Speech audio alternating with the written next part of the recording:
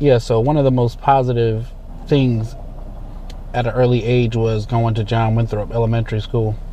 Like I was saying, we lived on Stratford Avenue, but there was a bus that took us out there.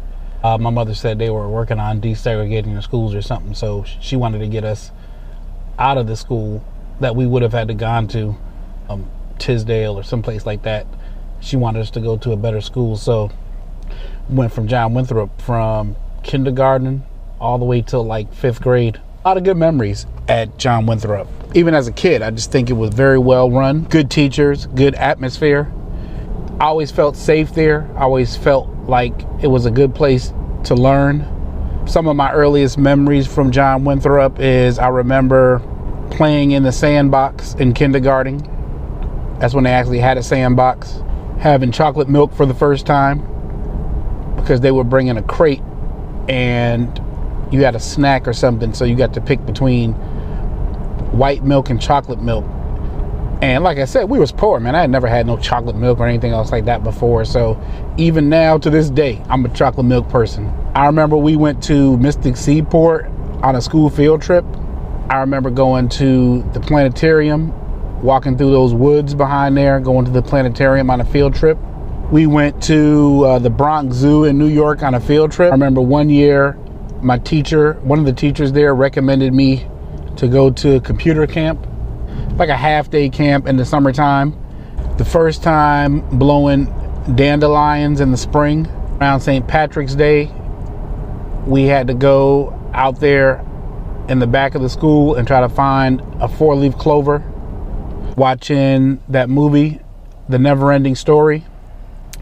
I remember when the Space Shuttle Challenger blew up, we were in the cafeteria, which is in the basement. I'm not sure if they moved it, but then it was like in the basement of the school. I remember we were in there and the teacher came in and said that there has been an accident with the space shuttle. And I remember watching it on TV that day. I still remember watching Peter Pan for the first time during reading time. That's where I really developed my love of reading, because reading was an escape from all the stuff that was around me. You pick up a book and it could take you anywhere. I mean, I know it sounds corny, but that was really what was encouraged a lot there, reading. I even remember now, they used to have this program that Burger King offered, where the idea was that you read these books, and for every book you read and did a report on, so like if you read 3 books, you would get a coupon for like a Whopper Junior.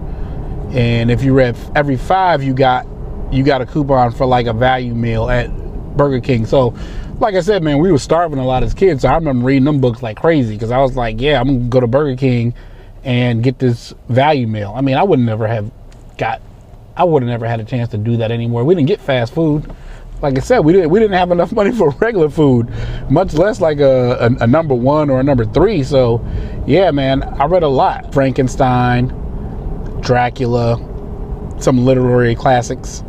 I remember one year we had a contest to see who was going to be the school's representative for the Tom Thumb parade. P.T. Barnum, I don't even know if they still do that. Tom Thumb and Lavinia Warren. And I remember I had to write this paper about why I wanted to be Tom Thumb, and I won. I mean, I was like the representative for the school. There's a scene in the movie Malcolm X with Denzel Washington where he's a kid and the teacher asks him, what do you want to be when you want to grow up? And he says something like, I don't know, he wants to be president or something else like that. And, the teacher tells him, look, you got to be realistic about stuff. So I had that same experience, but it was the exact opposite. I remember my 3rd grade teacher, either Miss Nygaard or Miss Brooks, we had to do a thing about what it is you wanted to be when you grow up. And I was like, I think I want to be president. And she was like, okay, yeah, you could be president if you work hard. I just think that I got a chance to do and see stuff that I never would have done. Just a lot of enrichment activities. So John Winthrop, was probably the saving grace of my childhood. It was very stable, very clean, a very good learning environment. And it wasn't until later on when I had to go to a different school that I realized that everything wasn't exactly that same way every place. Yeah, so I think it was around 1985 they found out that we weren't supposed to be going to John Winthrop based on where it is we lived. And they told my mother that we had to go to, like, you know, the school that was in our, you know, our district or wherever within the boundaries. We ended up moving that same year to Clinton Avenue, and I had to transfer to Elias Howe, which I looked at the map. It looks like everything is still there. The school's still there. It looks like Bassick is still there. This was right around the time, I remember the first year I went to Elias Howe was the year that they opened Curial, because my brother was going there. He's a couple years older than me.